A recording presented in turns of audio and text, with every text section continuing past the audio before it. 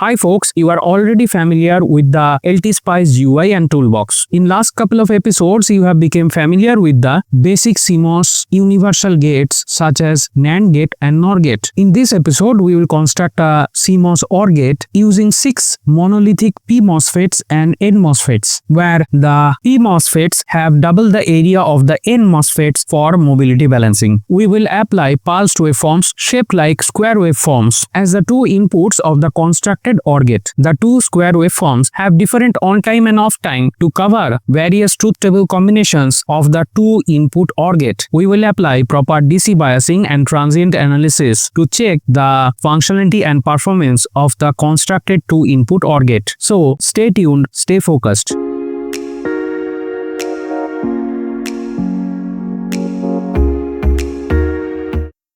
Hey guys, welcome back. In today's episode, we will construct the CMOS OR gate. In last couple of episodes, we have already constructed couple of CMOS circuits, basically the logic gates. And in this episode, we will construct the OR gate. Similar to the previous episodes, we will use monolithic PMOSFET and NMOSFET, where we will be using double the area of the PMOSFET with respect to the NMOSFET to improvise the mobility balancing. We will be using two pulsed waveforms with different on-time and off-time, so that we can coverage the entire truth table. So without any further delay, let's begin. Here is our LTSpice window and this is a blank canvas. So let me open a new file. So this is a blank canvas for the new file, and first I will save this particular file. I'll go to File, Save As, and here I will type CMOS OR gate. I'll click Save. As I have saved the file, at this corner you can see the name of the file is displayed. And we will proceed further. So in this circuit, we will have 3 PMOS and 3 NMOS. Let me place them in this canvas first. So I'll go to the components, and from there I will select the PMOS4, which is a monolithic MOSFET as we are using in all of the previous PMOS circuits. So I'll click Place. And I will place the PMOS. So there are 3 PMOS and 3 NMOS. So first PMOS, second PMOS, third PMOS. Let me right click to vanish it. I will zoom out a bit because this will be a bigger circuit. Now I will go to the components. From there I will pick the NMOS, and this is a monolithic MOSFET, and here I will click Place. So there will be 3 such NMOS. Place the first one. Then I place, let me zoom in a bit, second one and the third one. So these two are in line vertically and these two are in line vertically. So let me zoom out again. So now we can see the 6 NMOS and PMOS. Now obviously to power up all these MOSFETs, I will need a voltage source. So I'll click on voltage, I'll click place, and from here I'll click here, place the voltage source. I'll right click to vanish it, and this will be a simply DC bias voltage VDD. So let me do the connections with the MOSFETs. I'll click here, go up, click here, turn right, and I move up to this point, come down up to this point, come and connect to the substrate. And here I will tie this up because this is VDD. I'll click, come here, click here. Similarly, this is a PMOS, so I have to tie the substrate connection to the VDD. Now I will come down. I'll click here, come downwards, click here, go to the right side. Here up to some point I will go where I will be placing a resistor. I'll click here and then I right click to terminate the line. Again here 3 NMOS are there, so I have to tie them with the ground. Also, I have to connect the substrate to the ground. So I'll click here, come downwards, click here. Click here, go right, click here, come downwards and click here. I'll click Save. So far whatever we have done. So now we have placed all the PMOS and the NMOS. These are basically placeholders as well as the voltage source. We have not defined anything yet. Now I will place one load resistor here. In the same line, I'll connect it later. Let it connect the ground And also let me right click, bring the ground here. Let me click it, right click to vanish it, connect the ground line with the ground point. This is done. Now I'll do the further interconnections. I'll pick the connection where I will click here, then connect with this. Then I'll click here, go some point left, come down, come up to this point, go right and click. So two gates are connected. Similar thing will happen here. I'll connect this and again I go here, click here, come downwards, and do the Ctrl Z and Ctrl Z. I'll click here, come up to this point, come downwards, move right and connect this. So you can see two CMOS pair have been connected. Now I'll do the further interconnection.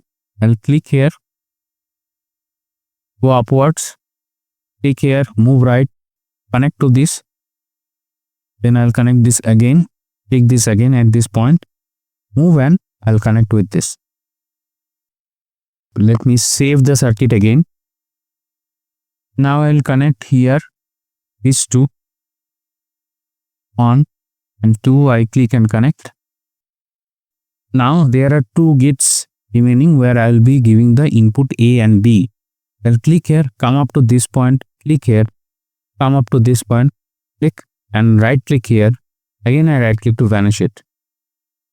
Now I'll go to the components, click the voltage, I'll click place. I'll place it here. I right click to vanish it. Now I finish the interconnection. I click here, go and connect this point with the ground line. I right click to vanish it. I'll save the circuit. One more source is remaining, so I'll go click on the voltage, place, and I'll click it here.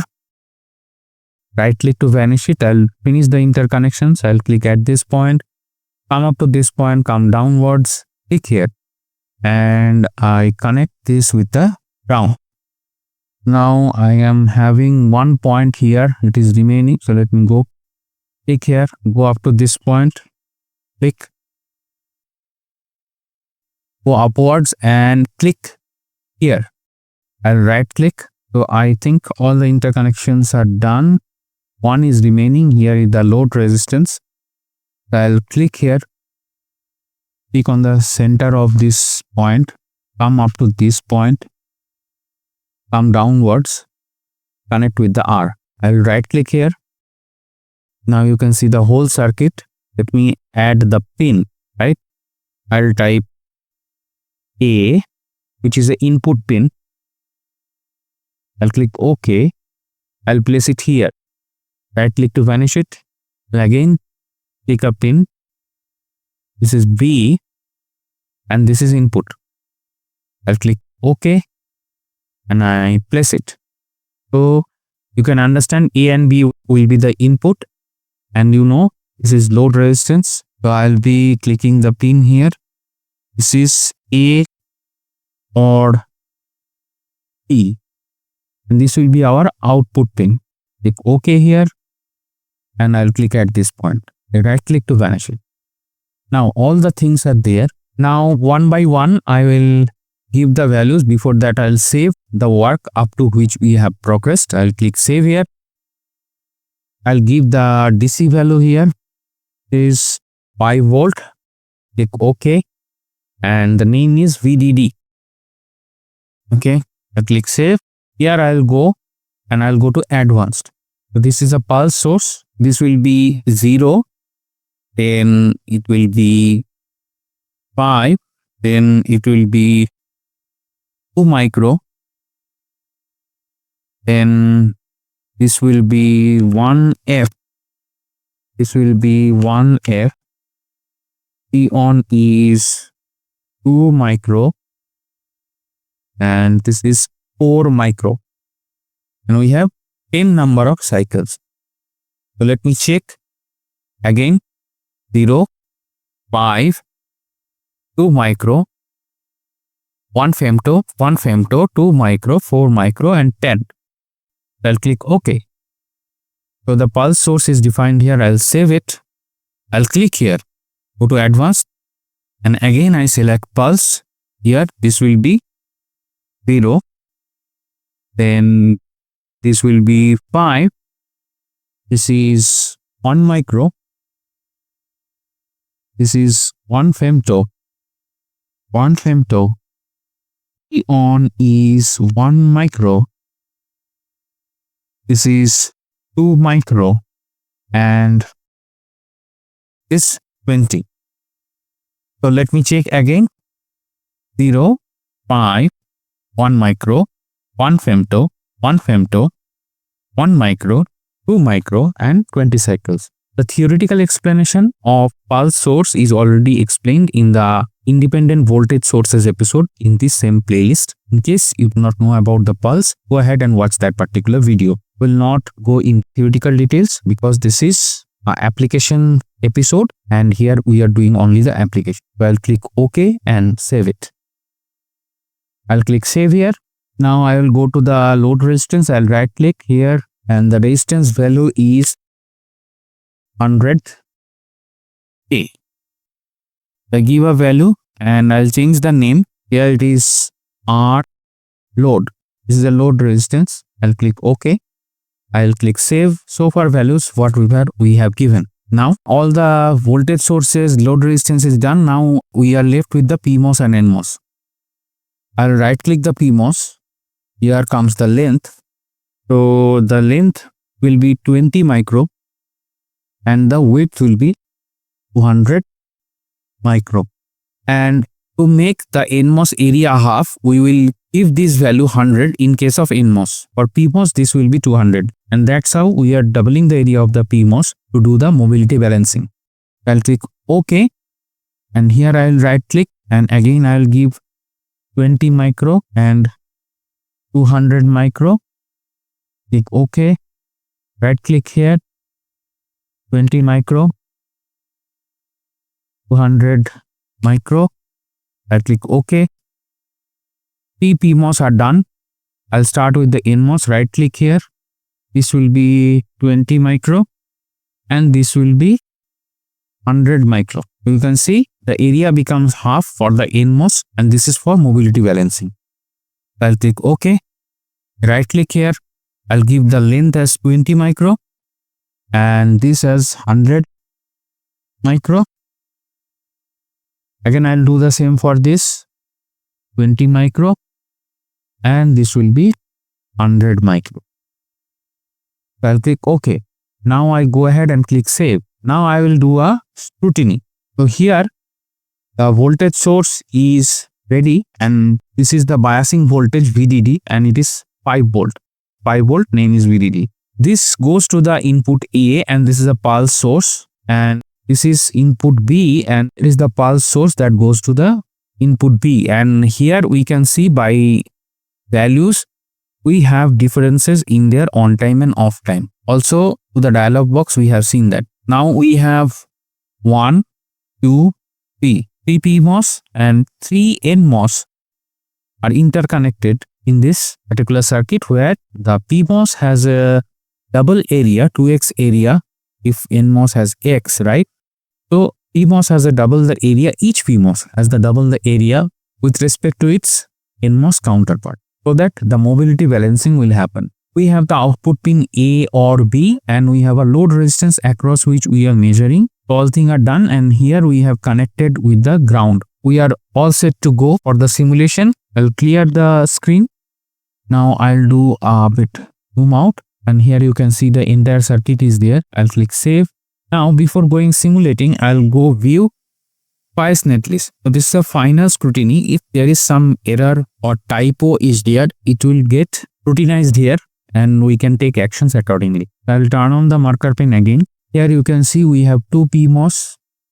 These two are double the area and this is also PMOS. It has double the area, whereas these two are NMOS and NMOS.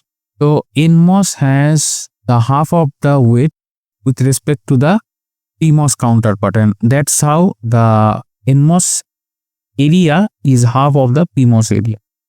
Next we have our VDD and we have load resistance. We have 2 pulse sources as the input for A and B. We have models defined here and the library file .lib is getting access from this path from which we are getting the models. So here we are done with the spice deck. One thing remaining, we have not put the dot IC and the dot tran. So we find this mistake here. I have to place those two and then I'll run.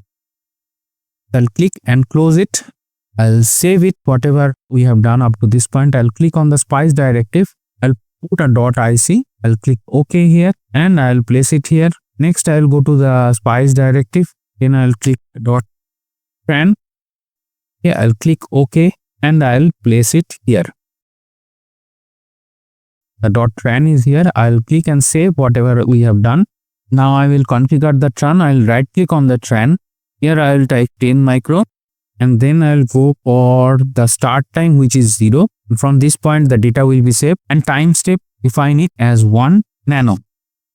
You can see the tran command is ready here, which will go in the spice deck. We checked here top time, start time, and the data saving time same, and we have time step 1 nano. So I'll click OK to save it. I'll zoom to fit. Now I will click the run simulate button. Now at this pane where the graphs will be there, and before going any further, let me check one thing.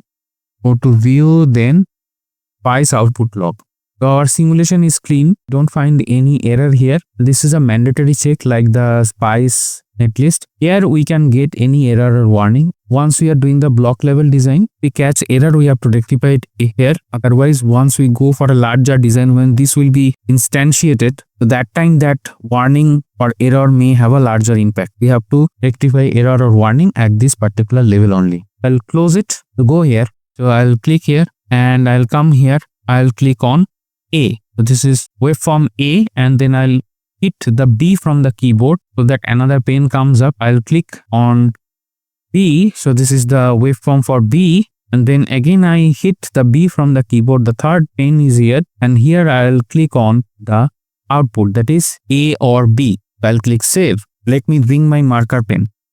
Simple, any of the input A or B, if it is 1, the output will be 1, and when both are 0, it will be 0. This simple truth table of OR gate. So we can see when 0 and 0, the output is 0. And we have here 0 and 1. We have 1. We have 1 and 0. This is 1. We have 1 and 1 is 1. So up to here, we get all the truth table combinations of the OR gate 0, 0, 0, 1, 1, 0 and 1, 1. Again at this point, now both are 0, this is 0, this is 0, so this is it. It starts repeating. That means it happens in a cyclic manner. We are satisfied that the simulation output waveform is conforming to the OR gate truth table. So we have successfully constructed the OR gate circuit using CMOS, that is the PMOS and NMOS, using monolithic MOSFET models, but we do have a substrate connection. And since these are monolithic, it will be fabricated on the same wafer. I'll clear the markings here, and here you can see that our circuit has been successfully constructed and simulated. We had no errors or warnings here, and the simulation output is conforming to the OR gate. We are done here. Thank you very much for watching up to this point, and don't forget to like, share and subscribe. In case you have some dislikes, put that as in words in the comment section down below, and bye for today.